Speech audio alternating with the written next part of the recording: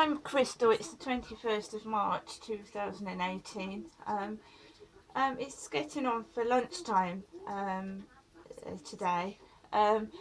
Last night I had a phone call from this David in London, in Stratford. He said he had a silver car with a black top roof and that he wanted to take me out on a date. I was a bit dubious. Being 49, I am an adult. I went out to meet this elderly man who told me he was 67. He looked more like 85. He met me by Papa John's, where my son David used to work. I didn't want to kiss him. It was a first date. So he pulled me over to him and his false teeth bit me in the lip. I wanted to get out of the car, but I didn't. He had a phone and he had a sat nav on the phone, and he said, where would you like to go for this first date? I met this man on Viva Street after a friendship and dating ad. So we ended up going to the Dockside outlet, to a place called Creams, where they serve ice cream and waffles. But he met me about 8:30 p.m. But he didn't seem to know where he was going. He didn't seem to be able to see properly, and basically he kept driving me through the Medway Tunnel. He had a sat nav. He couldn't find where he was going. I was scared, I admit, but I couldn't get out of the car. He stopped somewhere and asked a lady in a tanning shop directions to the outside Dockside outlet. The door was left open for me to run off if I wanted to, but it was dark and it was dangerous.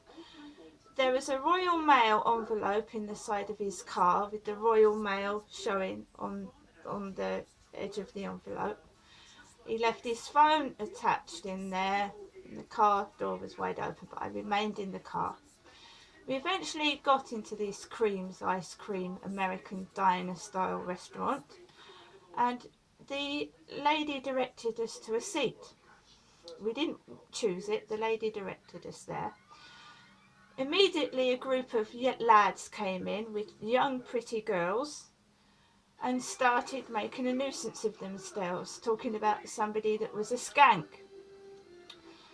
The staff were rude to David because he couldn't find out where the waffles were on the menu, and this elder lady assistant pointed to the thing like that as if he should have known. Well, obviously he wore glasses and he couldn't see.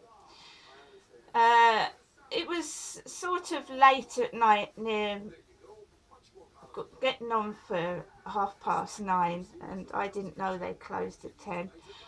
I decided that I couldn't bear where I was sitting any longer and wanted to move.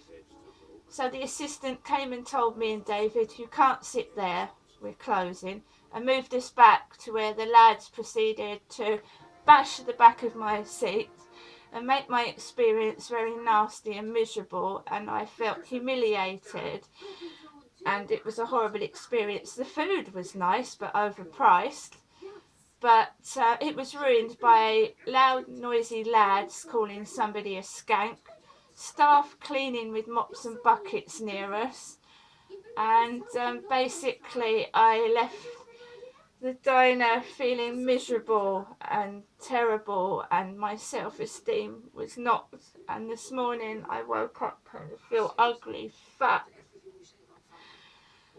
and nasty.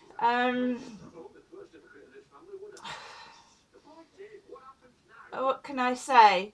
I'd had a breast scan screening with all my big flaps showing out in front of the Indian lady. Picked my breasts up and put them on the scanning machine one by one. Stand there with your tits hanging out wide, low, and me in my old bra. I felt terrible before I even went to this date with this man that had obviously lied off of the dating site. Fortunately, I've got an appointment with Ruth at Victim Support tomorrow, so I should tell her all about this incident.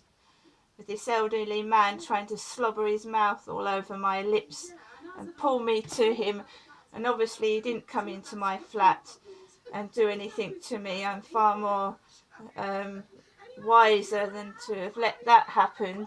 He did comment on my hair, but it was more that kind of thing, you know.